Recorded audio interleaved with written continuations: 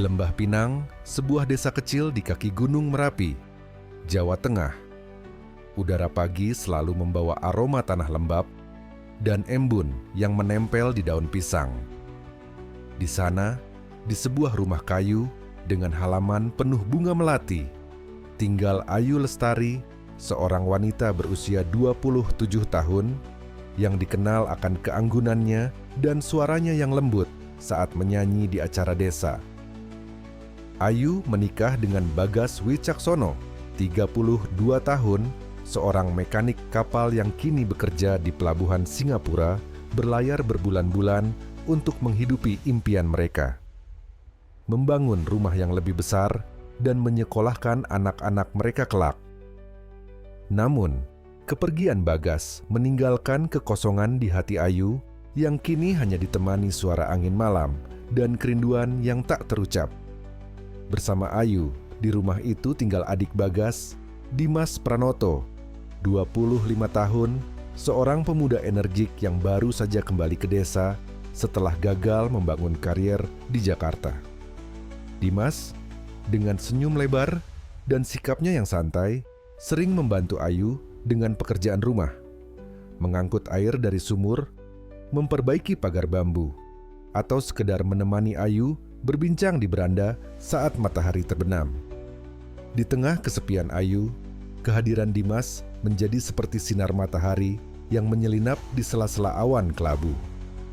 Hari-hari di Lembah Pinang berjalan lambat, namun penuh warna. Ayu menghabiskan waktunya menjahit pakaian untuk tetangga, sebuah keterampilan yang ia pelajari dari ibunya. Sementara Dimas membantu di kebun kecil milik keluarga menanam cabai dan sayuran. Suatu sore, saat mereka bersama-sama memanen tomat di kebun, tawa mereka menggema di antara pepohonan. "Kak Ayu, ini tomat apa balon? Kok gendut banget?" Canda Dimas, memegang tomat besar yang hampir jatuh dari tangannya. Ayu terkekeh. Wajahnya memerah karena tawa. "Kalau jatuh, kamu yang ganti, ya?" balasnya. Matanya berbinar.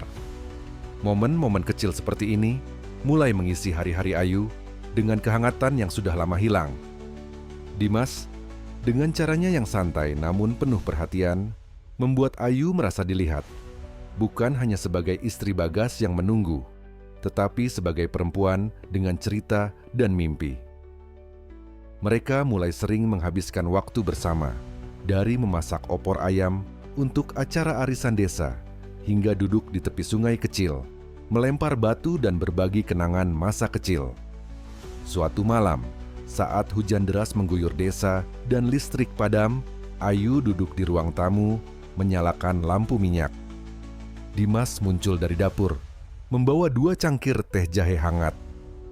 "Kak, dingin banget malam ini. Minum dulu biar anget," katanya, duduk di samping Ayu di atas tikar. Ayu tersenyum, memegang cangkir dengan kedua tangan. "Makasih mas, kamu kok selalu tahu apa yang aku butuhin?"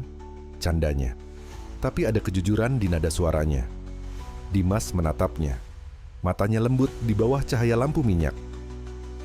Kak Ayu kelihatan capek akhir-akhir ini. "Kangen Mas Bagas, ya?" tanyanya hati-hati. Ayu menghela napas, menatap titik kosong di dinding. "Kadang aku lupa rasanya punya suami mas. Bagas baik, tapi jauh. Aku cuma pengen merasa hidup lagi." Suaranya bergetar, dan tanpa sadar, air matanya jatuh. Dimas meraih tangan Ayu, gerakannya ragu namun penuh kehangatan. "Aku nggak bisa gantiin Mas Bagas, Kak. Tapi kalau Kak Ayu butuh teman, aku selalu ada." Kata-kata itu sederhana, namun membelah hati Ayu. Untuk pertama kalinya dalam waktu lama, ia merasa benar-benar didengar.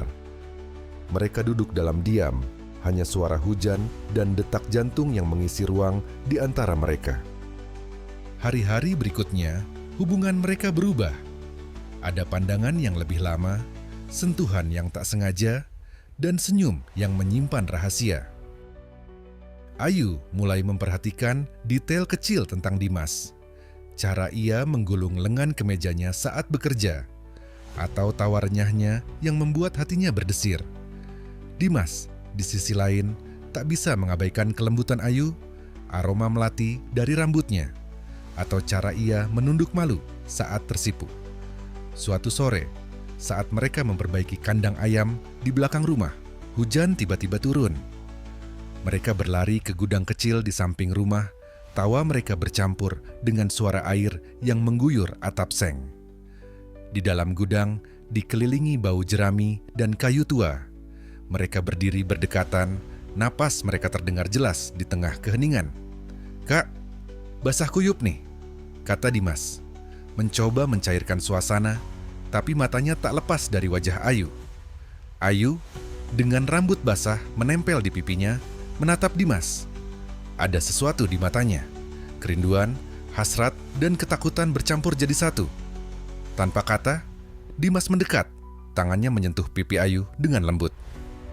"Kak, aku tahu ini gak benar, tapi aku gak bisa bohongin hati aku," bisiknya.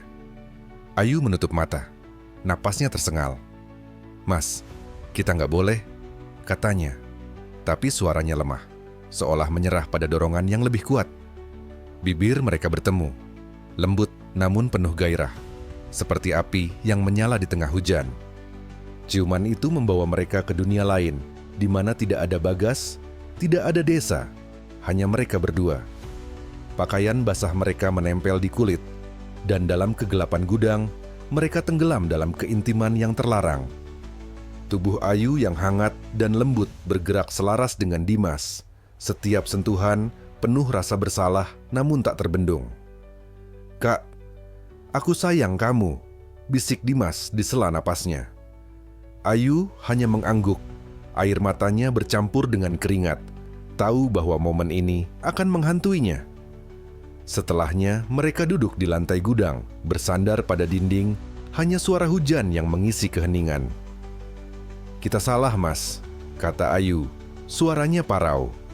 Dimas menggenggam tangannya. "Aku tahu, Kak, tapi aku gak nyesel, karena ini nyata." Malam itu, mereka berjanji untuk tidak mengulangi, tapi hati mereka berkata lain. Hubungan mereka berlanjut dalam bayang-bayang. Malam menjadi waktu mereka saat lampu rumah dimatikan dan desa tertidur. Di kamar kecil Ayu, di bawah selimut tipis, mereka berbisik, saling menyentuh, dan menikmati keintiman yang seharusnya tak ada.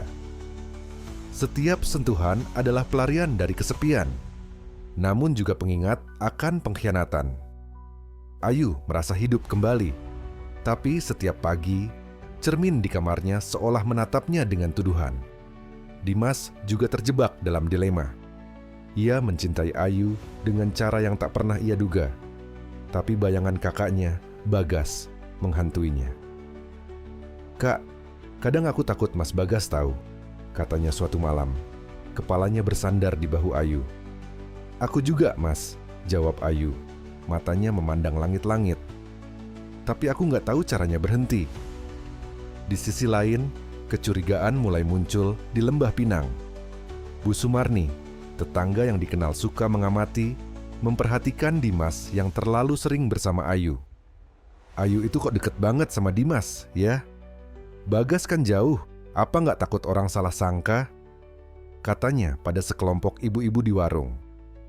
Gosip ini menyebar dan akhirnya sampai ke telinga Ibu Siti, Ibu Bagas dan Dimas yang tinggal di ujung desa. Ibu Siti, seorang janda yang tegas namun penyayang, mulai mengamati gerak-gerik Ayu dan Dimas dengan hati-hati. Selain itu, Ayu mulai mendapat tekanan dari pekerjaannya. Pesanan jahitan menumpuk, dan ia sering bekerja hingga larut malam. Dimas, yang kini bekerja sebagai tukang ojek pangkalan, sering membawakan makanan atau membantu Ayu melipat kain. Kebersamaan mereka di tengah kesibukan ini justru memperdalam ikatan, meski juga menarik perhatian lebih banyak mata. Suatu sore, Ibu Siti datang ke rumah Ayu tanpa pemberitahuan. Ayu, yang sedang menjahit di ruang tamu, terkejut melihat wajah serius mertuanya.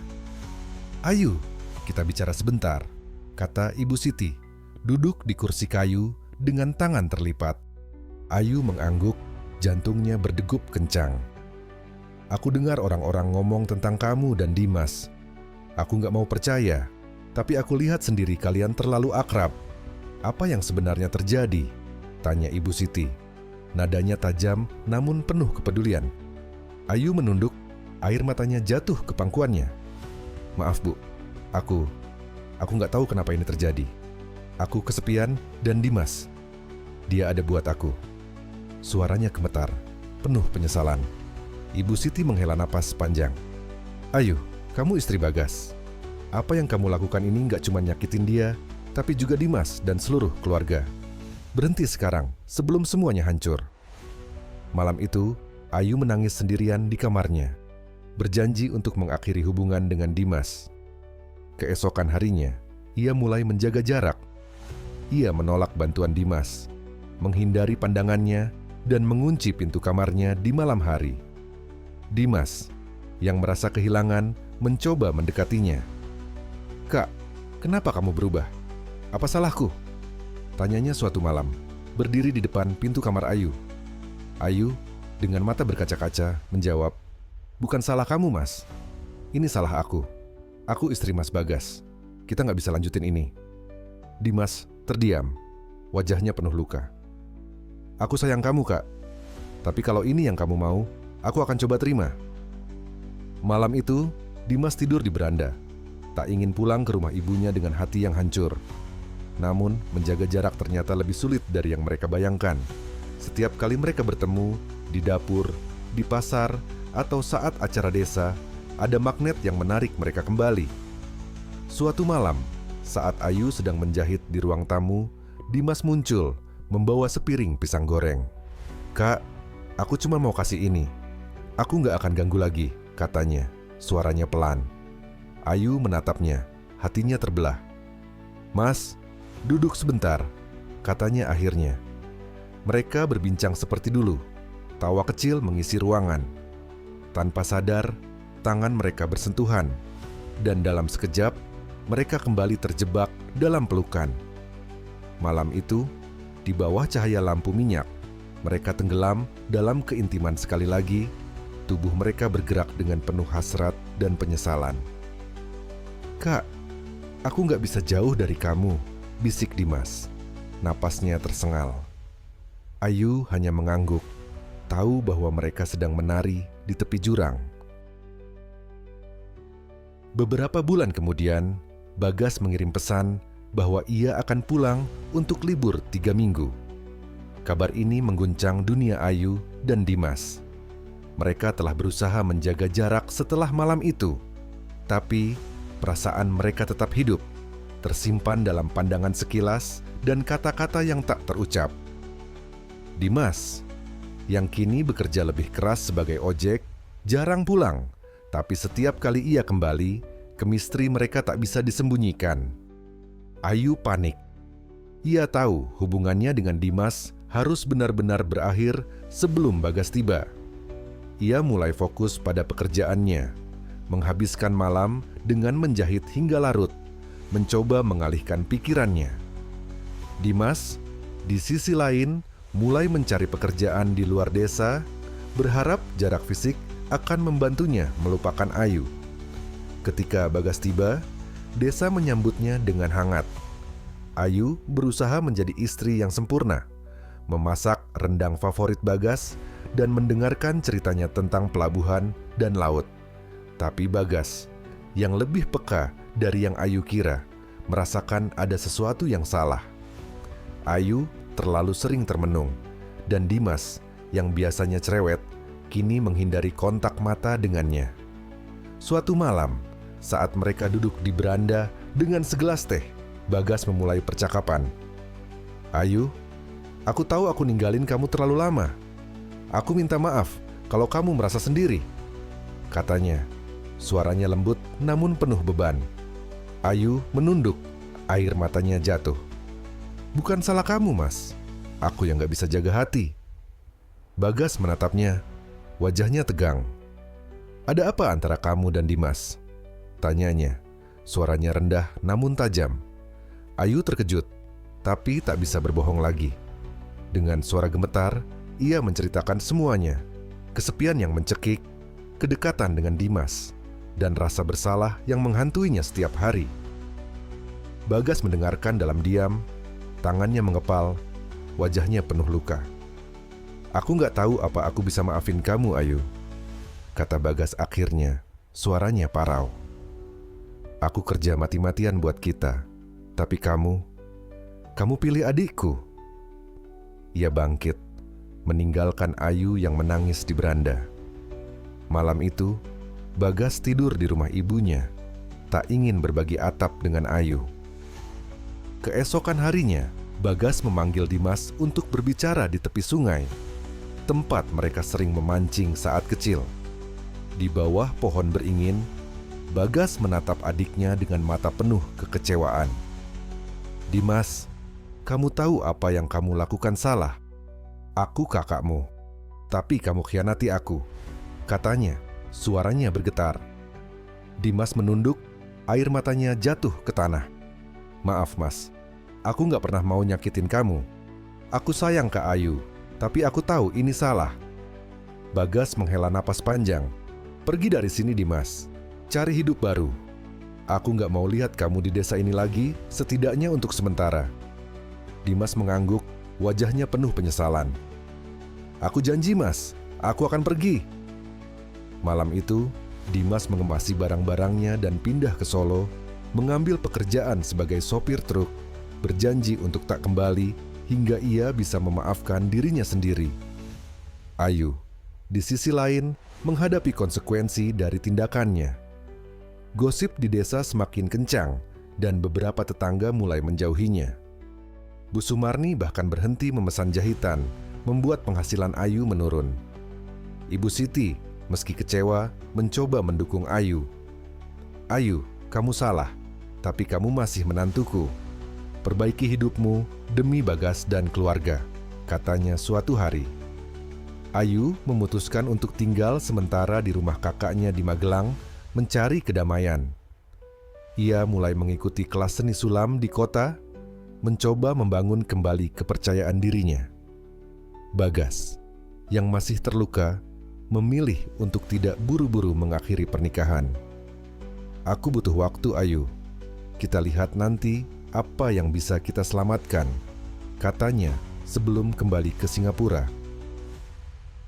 2 tahun kemudian, Lembah Pinang masih sama. Embun masih menempel di daun pisang, dan suara hewan-hewan masih menggema di pagi hari. Ayu kembali ke desa, kini sebagai pemilik usaha kecil sulaman yang mulai dikenal di Magelang. Ia telah menemukan kekuatan dalam dirinya. Belajar bahwa kebahagiaan tak hanya datang dari cinta, tapi juga dari pengampunan diri. Bagas, yang kini bekerja dengan kontrak lebih pendek, mulai mengunjungi desa lebih sering.